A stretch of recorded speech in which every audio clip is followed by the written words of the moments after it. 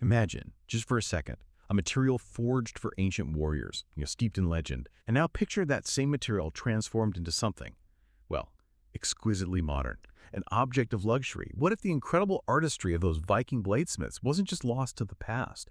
What if it were actually a living craft today, shaping something truly extraordinary? That's the fascinating intersection we're diving into. Yeah, our mission here is to really unpack the story behind a timepiece that's honestly less a watch and more a wearable saga. It's the GoS Völund Fullerö sword watch. We're drawing all our insights from this really detailed article that explores pretty much every facet of this amazing creation. We'll pull out the surprising facts, the deeper meaning, hopefully make it all clear for you. Absolutely. And this isn't just about, telling time, not at all. It's a narrative forged quite literally in steel. Think about that contrast, that tension. Taking a material originally meant for, well, for battle, for survival, and then refining it into something so beautiful, so significant. The real insight, I think, is how GoS manages to transform that raw power, that ancient skill, into an object that really speaks to our modern desire for, authenticity, for a story. Okay, right. Let's unpack this then. The watch itself. The name isn't random, is it? It pulls its identity from two really powerful sources. First, Völund. He's the mythical Norse blacksmith, right? Incredible skill. A legendary figure. And second, the Fullerö sword, which is apparently the best preserved Viking blade ever found. That's right. Unearthed in Fullerö, Sweden, back in 1969. And it's famous for that intricate pattern-welded core, what people often call Damascus steel today. Exactly. And the watchmaker bringing this whole legend to life is GoS Watches. They're an independent brand way up in the north of Sweden, founded by master watchmaker Patrick Sjögren. And they've really carved out a unique space for themselves, crafting watches almost exclusively with Damascus steel elements. It's their thing, deeply inspired by Scandinavian mythology, Viking heritage. It all comes together. And their collaboration with master bladesmith Connie Persson, that seems absolutely key, doesn't it? Oh, completely central. It's what makes these pieces so special, so authentic.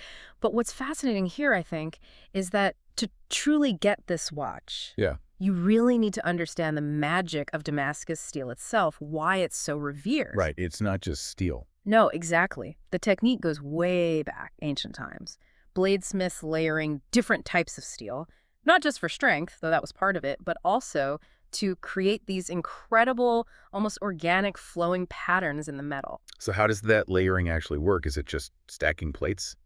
Well, it's incredibly labor-intensive. It starts with pieces of steel, hand-welded together into a billet. Then that billet is heated and drawn out, stretched in length. Then it's cut, the pieces are restacked, and forge-welded together again. And here's the amazing part. The layer count doubles each time the ingot is folded, or cut and stacked. So you're building this incredible internal complexity layer upon layer upon layer. Right, okay, I see. So you get all these layers, hundreds, maybe thousands. But how do you get those distinctive patterns, the swirls, the waves? Is that just from the layering? That's where the artistry really comes in. The signature patterns are created by actually deforming that layered steel ingot. Deforming how? Well, think about those Viking bladesmiths. They used to twist these multi-layered rods and then forge those twisted rods together to create the sword blade. Ah, okay. So they were essentially creating one of the first composite materials, right? Precisely. And what's just astonishing is that master bladesmith, Connie Persson, uses this exact same technique today for the dials of the Fullerö sword watch. No way. The same twisting and forging. The very same. It's a direct lineage of craft. It's quite incredible. Wow. That connects it directly back. Absolutely. So once the forging and twisting is done, the final piece is shaped, cut to size. And for GoS, Damascus steel isn't just for dials. They use it for cases, crowns, hands, sometimes even movement parts. And then you have to make the pattern visible, right? Exactly. To really bring out those distinct layers and patterns, the pieces are carefully acid etched.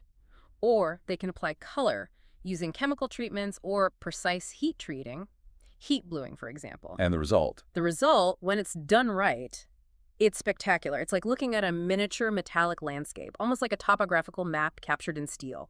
Okay, so you got this incredible material, this living history in steel. How does GoS then weave in the visual story, the aesthetics? Because the article mentions it's like riddled with design elements from folklore and heritage. It is, but somehow it manages to feel incredibly coherent. It's balanced and really quite original, despite drawing on ancient sources. Let's talk specifics. The case is 41.5 millimeter by 11 millimeter stainless steel. A good size, has presence. But it's the details. Yeah. Like the vertical grooving around the case band, Mm-hmm. apparently directly inspired by ancient Viking bracelets. Right, so it's not just smooth steel. It has that texture, that tangible link. Yeah. And the bezel engraved with a braided GoS motif like Viking runes, Huh. filled with black enamel. Ah, Very striking. that contrast really works. Even the lugs, the bits where the strap attaches, Mm-hmm. their shape is taken directly from the hilt of a Viking blade. See, every element connects back. And the crown, too. Hand-finished by Patrick Sjargren, also evoking a Viking sword hilt. And there's a neat technical detail here. The crown neck is recessed deep into the case. Ah, acting as a sort of invisible crown guard. Clever. Protects it without adding bulk. Exactly. Lots of thought there. But I agree with the article, the real show, the heart of the craftsmanship.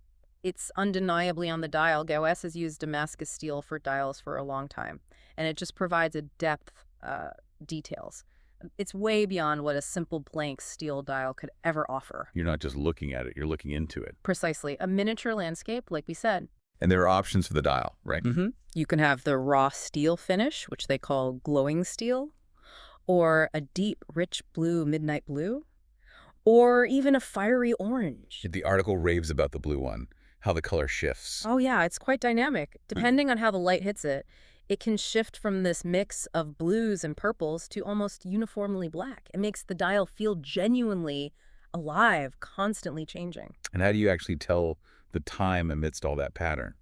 The hams are quite elegant, actually, spear-shaped for the hours and minutes, and then a very fine needle-like central seconds hand, legible against the pattern. You know, for all this talk of ancient heritage, there's some really clever, almost magical modern stuff happening too, like the way the dial lights up in the dark. Tell us about that luminous hour ring. That sounds really interesting. Oh, that's a fantastic touch. Really unique. Around the outer edge of the dial, there's this special sapphire crystal ring. Yeah. And it has a luminous backing that glows orange in the dark. Orange, like embers. Exactly. So when the lights go down, it's almost like the dial itself is glowing bright orange from within, as if the steel is hot, ready to be forged again. Wow. It's a brilliant way to symbolize the sort of ongoing life of this ancient material. It's not static. That is a phenomenal touch. Yeah. Really ties it all together. And the craftsmanship, as the article points out, doesn't stop there. You turn the watch over and you get not just the movement, but even more Viking-inspired details, right? Yeah, indeed. The caseback is held by 6 screws, nice and secure, and it's engraved with that same braided pattern you see on the bezel. Continuity. Nice. It also clearly shows the build number, no 1 of 2025 or whatever it might be, reinforces that exclusivity. And inside. Yeah, that's right, yeah. Inside beats the G101 automatic movement. It's from La Joux-Perret, a well-respected Swiss maker, but it's finished specifically to Gilles's requirements. So not just off the shelf. No. Yeah. The bridges and plates are coated in dark rhodium, gives it a sort of moody, technical look, and they're finished with Geneva stripes on top. The classic wavy pattern, a sign of quality finishing. Exactly. Adds that layer of traditional Swiss watchmaking sophistication. Then there's the rotor, the weight that winds the watch. It's made of tungsten, which is nice and heavy, efficient for winding. And it's partially open-worked cutaway. Okay. And features this really cool gold-colored Triskel medallion right in the center. The Triskel, the triple spiral. That's the one. Another clear nod to its Celtic and Norse roots. Very grounded in that northern heritage. And the specs for the enthusiasts. Right. It runs at 4 hertz or 28,800 vibrations per hour. So a nice smooth sweep of the seconds hand. Exactly. And it delivers a solid 65 hours of power reserve. Which is pretty good. Means you can take it off Friday night. And it'll still be ticking Monday morning. Very practical. Okay, so incredible detail, front and back. What about the strap? Good question. It comes standard on a black moose leather strap, which feels appropriately rugged yet luxurious. And there's an option to get a braided pattern embossed into the top layer of the strap, echoing the bezel and caseback. Tying it all together again. And the finishing touch, the pin buckle is also made from Damascus steel. Oh, nice. So the material theme runs right through to the Still buckle. a circle. Now, this isn't a mass-produced watch, clearly. The article mentions the exclusivity. Definitely not. The collection is limited. Only 12 pieces this year, apparently, moving up to maybe 18 next year. Each one individually numbered on the caseback, as we said. And the price reflects that craftsmanship and rarity, I assume? It does. The article states USD $12,500, excluding taxes, for the midnight blue or the glowing steel dials. Okay. And slightly less, USD $11,500, again excluding taxes, for the raw steel dial version. So Obviously, a significant investment. It's clear a monumental amount of effort goes into each piece. But, someone listening might think, okay, that Viking aesthetic is very specific. Does that limit its appeal? Yeah. Or is that price really justified for something so niche? Mm. How would you answer that? That's a really fair question.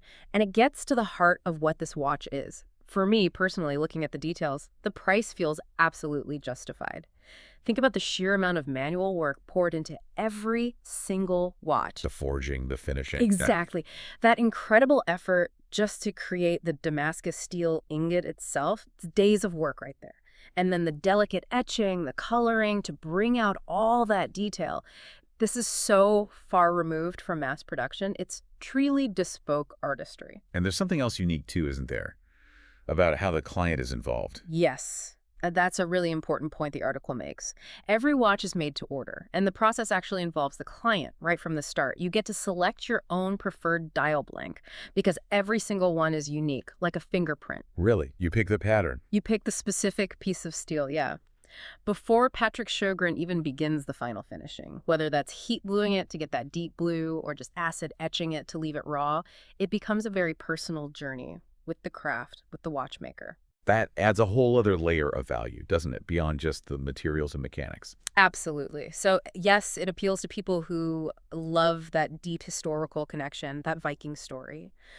But it's also for anyone who values something truly unique, genuinely handcrafted and personalized in a way few other watches are. So bottom line, if you were looking for something very special, something incredibly rich in story, something tangible, yeah, and you're not afraid to step off the well-trodden path of conventional luxury watches, then the GoS Fullerö sword watch is definitely something to pay attention to. Absolutely. It's more than just a watch. It's a conversation piece. It's wearable art. It's a nod to an ancient living craft. So we've taken quite a journey here. From, ancient Viking swordsmiths all the way to modern luxury watchmaking in Sweden.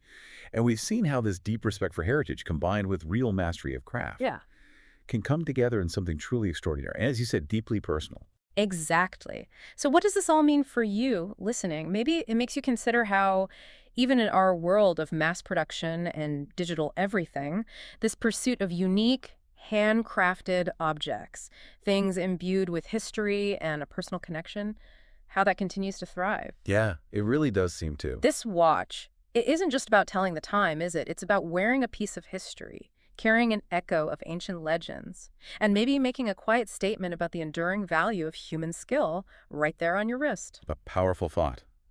We really hope this deep dive sparked your curiosity about this incredible intersection of art, history, and engineering. Perhaps it makes you wonder, what other ancient crafts are out there, maybe secretly shaping parts of our modern world we don't even realize? Interesting question. Keep exploring what captures your imagination.